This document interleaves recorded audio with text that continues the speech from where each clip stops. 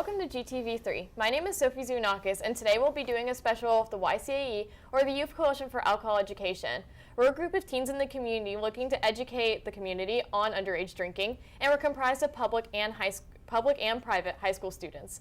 And our contact information will be on the screen, so if you know somebody who would like to join, or if you yourself would like to join, just contact us. And like I said before, my name is Sophie Zounakis, and I go to Henry Clay High School, and I'm the president. So go ahead and introduce yourself. I'm Clay Barnett. I'm a junior at Sayre. I'm Balash Shalash. I'm a senior at Tates Creek. And I'm Melissa Evans, and I'm a junior at Dunbar High School. So we'll go ahead and jump right in here. And how much of a problem do you think underage drinking is in Fayette County? Well, alcohol is the #1 drug of choice for teens. What's important to note is that it's still many teens are not drinking, and those who are on the fence about this is what we're trying to appeal to. Those who are kind of mixed between, well, do I drink or do I not drink? Because it can be very detrimental to their health later on.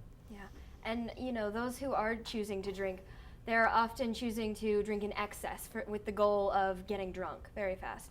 And it leads to a lot of unwanted consequences, a lot of memory loss, and things that are not going to benefit them in the future. And then 1 of 5 high school students report that they blacked out after drinking. Obviously, these are things that we're not looking to promote here in the Youth Coalition. And that kind of segues into our next subject, which is binge drinking. And binge drinking is drinking with the intention of getting drunk. And what can we share about binge drinking and underage drinking? Well, binge drinking is defined as 5 drinks in a row for men and 4 drinks in a row for women. And with that, it's actually becoming a major problem among our teens in the community. Many teens will drink in excess just for the intention of getting drunk, and it's estimated that about 5,000 teens just every year will die from alcohol-related incidents, and it just has that major long-term effect on your brain, your heart, your liver, and various other organs as well. And I think one of the big myths here is that people think it's a rite of passage to drink, and it's not a big deal, which is not true at all, because like Bilal said, it has big problems with your heart, your brain, your liver, and it also has long-term consequences. So we talked about these general problems of underage drinking, but more specifically, we want to talk about us in this group, and also I know that some of us here are athletes. So how does drinking affect your athletic performance? Well, drinking as an overall can harm very different aspects of your life, but I'm an athlete and I play soccer and tennis for my high school. And with that, I'd rather not lose the 14 days of training that will be lost if you do decide to drink before a practice or a game or anything like that. And then with that, it also increases the injury risk. And so since I have weak ankles from soccer practices and such, then it really just adds that extra risk of what if I sprain my ankles again and then I'm out. And it's just a long-term effect that I'd rather not have to deal with. Being a swimmer, a lot of it is about reaction times and just cutting down times, and one night of drinking can really undo a lot of training that is really important to swimming. Not only that, but being an athlete on the field and in the classroom, balance is a lot about what high school is, and really drinking can undo that balance. And I'm not an athlete, but I'm a junior in high school, so I'm constantly doing schoolwork and trying to learn everything, and it impacts your understanding and your communication skills, memorization, and those are things I cannot afford to lose with my junior year, and a lot of students I'm sure can relate. Yeah, for sure. And as we mentioned earlier, alcohol is the #1 drug of choice among teens. And retailers do know this and they act upon it. So tell me how that impacts underage drinking. Well, since retailers know that how much teens have been abusing alcohol, they've begun making new products geared specifically towards teens called Alcopops. They're adding in fruity flavors and packaging the bottles in cool colors and adding names to them that are going to attract an audience who might not like the taste of beer. Now, along with this, they're increasing the alcoholic percentage. Since teens are binge drinking more often, trying to get drunk faster, they're adding the alcohol percentage up. Your normal can of beer is going to be only 4% alcohol, but many of these Alcopops are 12 to 20% alcohol. And if they only drink 2 of these, it's going to harm them so much. Yeah, and with those Alcopops, they are becoming a big problem just because teens do have that goal of getting drunk as quick as they can. And so if they're just drinking this, it might look safer just because it's got watermelon flavored or strawberry or something that seems harmless, but in the long term, it does have all that high alcohol concentration that will just harm them. And in those giant cans, you know, it may seem that there's just, oh, well, it's just a few drinks, but in reality, I mean, multiple of those giant cans are really detrimental to health. And in our alcohol presentations that Melissa talked about, we try to tell parents about this because with the fun flavors and like they can really look like a regular energy drink. So we try to educate the parents on how they look and like how to recognize them, because it's really important how parents, you know, it's hard for them to tell. So we really try to emphasize that in our alcohol presentations.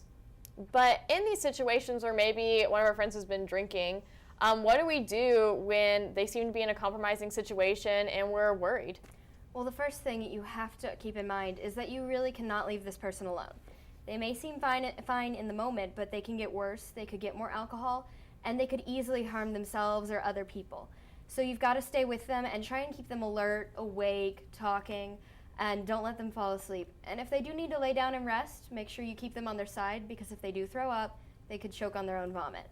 And while you're doing all of this, you've got to keep checking on how they're doing. Check their breathing, because if they get below 8 breaths in 1 minute, that's the sign that you really do need to call for medical assistance.